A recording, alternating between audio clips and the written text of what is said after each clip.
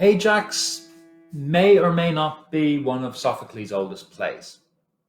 It dates back as early as 468 or as recent as 435 BC, or it could be between 458 and 448, or between 445 and 441. We really are at a loss to know the exact details of the date of its performance. However, I think you can find in Ajax so much that tells us a lot about who Sophocles was. It was often speculated as being one of the earliest of his plays, and it has proven for many people more difficult, more complicated to get into. This somehow seems to elude people. It, like all of his work, is masterful. If you look at what Bernard Knox says, he's a Sophoclean scholar, he maintains that the scene or the section of poetry where Ajax comes out having personally resolved to commit suicide, but having told his consort and his brother that no, he won't. Knox maintains that that short passage of text, were that all that were to remain of Sophocles, would be considered enough to give Sophocles the title of one of the greatest poets of all time. It is a marvelous piece of writing. The whole of it is a marvelous piece of writing and of plotting. But we're not here to discuss the plot. We're here to discuss Sophocles and how he fits into this play. So, depending on where we put him, where we put this play, he's somewhere between maybe 40 and 55, most likely. According to some more recently, it's probably closer to 55, maybe even pushing 58. He lived on to be 90. So this is coming about halfway in the middle of his life.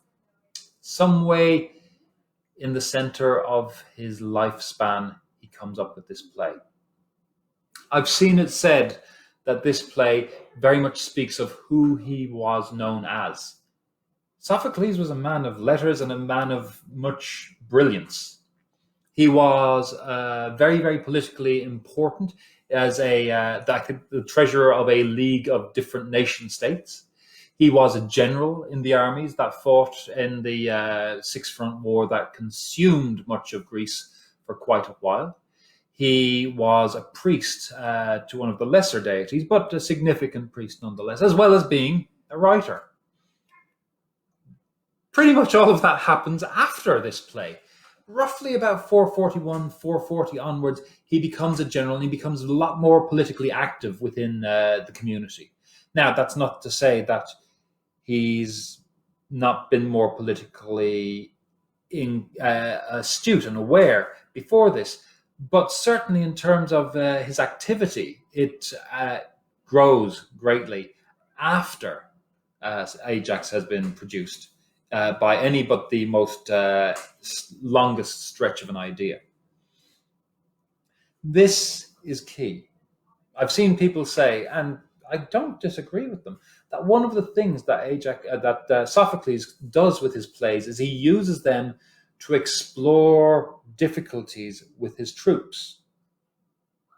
At this point, it isn't a die or live situation in war.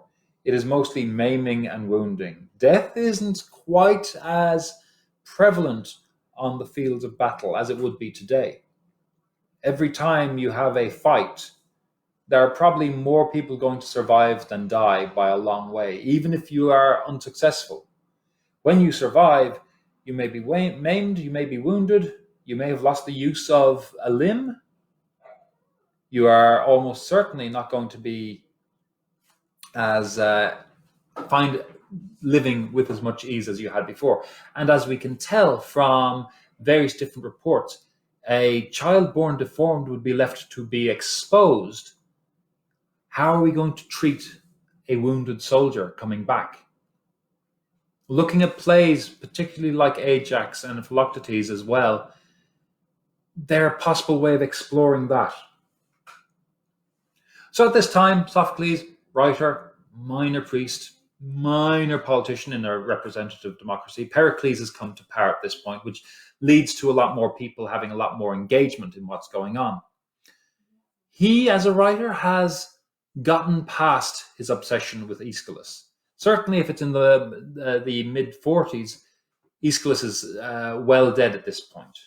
He's probably been dead a while at this point. This leaves Sophocles as the dominant writer in the local theatre festivals, but also it's given him an opportunity to get past, you could argue, an obsession with Aeschylus. He, in his earlier days as a writer, Aeschylus was dominant. And so for Sophocles to get past that, you kind of had to go through it. Aeschylus was what all writing was. And understanding that probably led to him mimicking it, attempting to do the same thing. Where Aeschylus would write trilogies that rebuilt on the same theme, Sophocles' trilogies would be individual plays that may all deal with the same theme. We do not know because there is very little remaining from that time. But each play was a complete exploration of that topic. They may be exploring it from different angles, but Ajax is complete. Aeschylus had an Ajax trilogy, but in the case of Sophocles, he didn't need one. He had it all in that one play. Let's look at that play.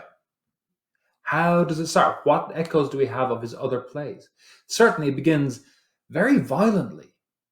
Death, blood, violence, murder. Already we are steeped in before we see Ajax at all. He has done his dreadful deed, believing fully that he has not killed sheep, but he has killed leaders. Already the play is in motion. Aeschylus would slowly build up very, very thoughtfully and very carefully. Sophocles, like bam, it's almost like Strindberg. And in tandem with that early violence, the death of Ajax, the title character, happens extremely early on. Ajax is barely on for more than half the play. We have 7 plays from Sophocles, and Ajax is one of 6 people in Sophocles' work who kill themselves. This may suggest something. The key thing here, when we look at this, is as with Antigone, as to a degree with Electra, there is a degree of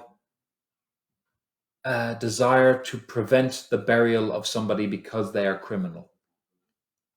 Antigone is all about that, her burial of her brother. Electra, to a degree, more so in the sense of this theme that he has of what the difference between what is lawful and what is just. What is lawful is a criminal and a murderer may go unburied. But what is just? Now, perhaps this is a dig at Sophocles, at Aeschylus. I like to think it is, but that's just me.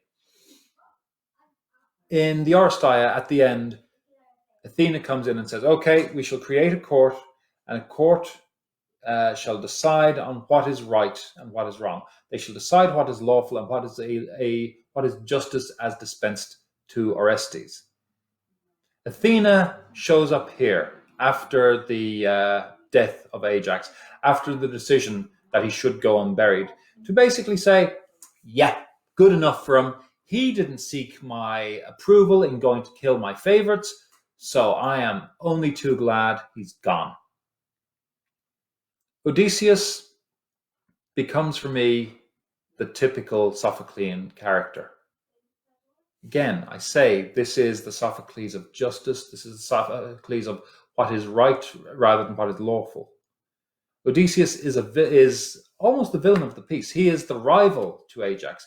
But on seeing his death and the nobility, if you will, or the foolhardiness, if you will, of his suicide, Odysseus stands up, opposes Athena, and rebels against the pettiness of the gods. He supports the consort, the brother, and the son in bringing Ajax to burial. There's an appreciation with Sophocles for the nature of people that you don't see elsewhere. The morality of our playwright, Sophocles, is beyond his time. or at least is beyond the time of Ajax and all the Iliad warriors. He sees that what is human must be respected, and must be respected ahead of what is necessarily a cold law designed in harsher times. Balance that with the big question that you always find in Sophocles.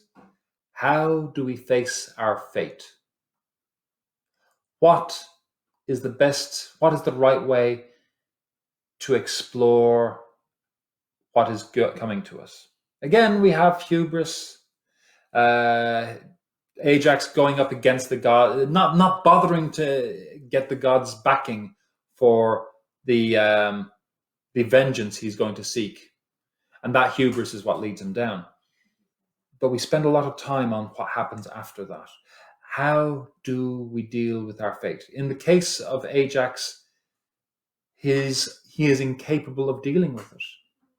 He is incapable of dealing with the setback. Odysseus, clearly the shrewder of the two. And you can see that right up the way through to Troilus and Cressida, both by Chaucer and by Shakespeare.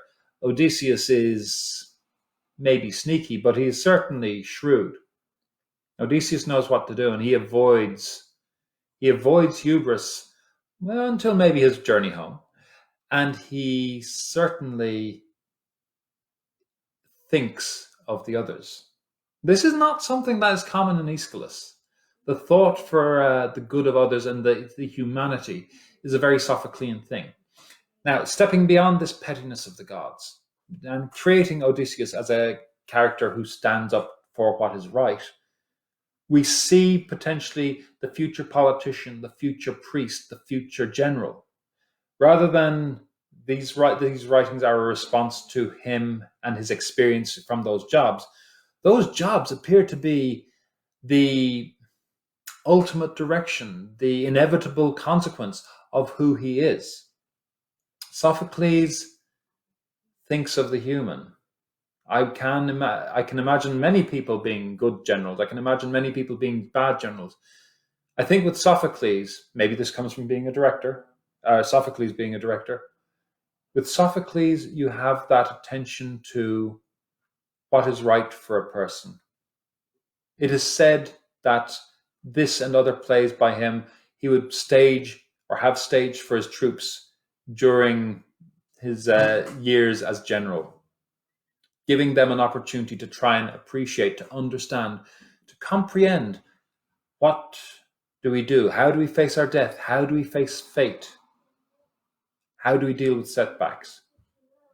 It would be a little bit unfair on modern psychoanalysis and modern psychiatry to say this is an early version of them. But what he does in these plays and what he does using these plays allegedly according to reputation, surely we could argue for that being an earlier take on how to engage with people on their human levels. And that for me is who Sophocles is.